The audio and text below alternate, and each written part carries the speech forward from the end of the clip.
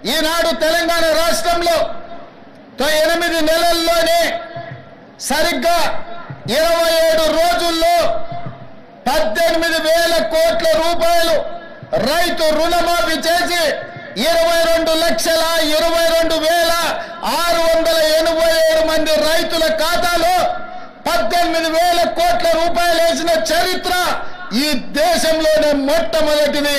తద్వారా మీరందరూ రైతుల బిడ్డలు, గ్రామీణ ప్రాంతం నుంచి వచ్చినోళ్ళు, వ్యవసాయ సమస్యలు, రైతుల యొక్క కష్టాలు తెలిసినోళ్ళు. నేను కూడా గ్రామీణ ప్రాంతానం నుంచి వ్యవసాయ కుటుంబం నుంచి వచ్చిన వాడినే. రైతు యొక్క కష్టాలు నాకు తెలుసు. అందుకే 18,000 కోట్ల రూపాయలు కడుపు కట్టుకొని నిధులు సేకరించి 18,000 కోట్ల రూపాయలు ఈనాడు రైతుల ఖాతాలో వేసి రైతన్నల కళ్ళల్లో ఆనందం చూస్తున్నాం. వ్యవసాయం దండగ కాదు, వ్యవసాయం పండుగని నిరూపించి ఈనాడు తెలంగాణ రాష్ట్రంలో రైతుల ఆత్మగౌరవంతో తలెత్తుకునే విధంగా రాష్ట్ర ప్రభుత్వం నిర్ణయాలు తీసుకుంటున్నది. ఇవాళ ఈ తెలంగాణ రాష్ట్రం పచ్చగా ఉండాలన్నా, పసిడి పంటలు పండాలన్నా ప్రాజెక్టులతో పాటు చెరువులను, కుంటలను కాపాడుకునే బాధ్యత మన మీద ఉన్నది. నిన్న మన మీరందరూ చదివి ఉండొచ్చు, చూసి ఉండొచ్చు. రేవంత్ రెడ్డి గారికి ఏమొచ్చిందయ్యా, హైడ్రా పేరు మీద మీ చెరువుల్లో విలాసవంతమైన విల్లాలు కట్టుకుంటే ఆయన నేల గూలుస్తున్నాడు అని.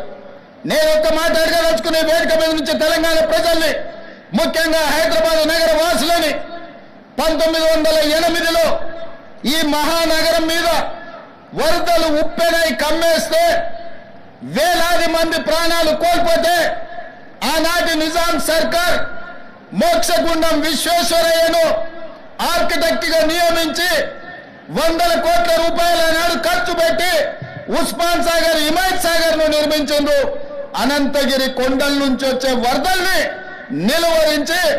నిలువరించిన నీళ్లను ఈ మహానగరానికి తాగునీటి వసతులుగా ఏర్పాటు చేసింది.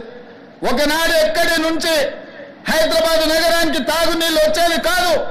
ఉస్మాన్ సాగర్, హిమాయత్ సాగర్ నుంచే లక్షలాది మంది హైదరాబాద్ బిడ్డలకు తాగడానికి నీళ్లు ఇచ్చారు.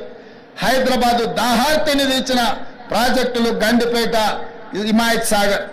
ఇలాంటి ప్రాజెక్టుల చుట్టూతా బాగా సంపాదించుకున్న వాళ్ళు, ఆగర్భ శ్రీమంతులు ఫామ్ హౌజులు కట్టుకున్నారు. వాళ్ళు ఫామ్ హౌజులు కట్టుకుంటే మనకు అభ్యంతరం లేదు, వాళ్ళు సంతోషంగా ఉండడమే మనకు కావాల్సింది. కానీ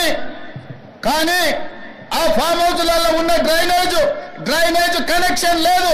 వాళ్ళ డ్రైనేజ్ తీసుకొచ్చి గండిపేట నీళ్ళలో కలిపిండ్రు. వాళ్ళు వాడిన డ్రైనేజ్ నీళ్లు గండిపేట నీళ్ళలో కలిస్తే ఆ నీళ్లు తాగడానికి నగరానికి ఇస్తున్నాం.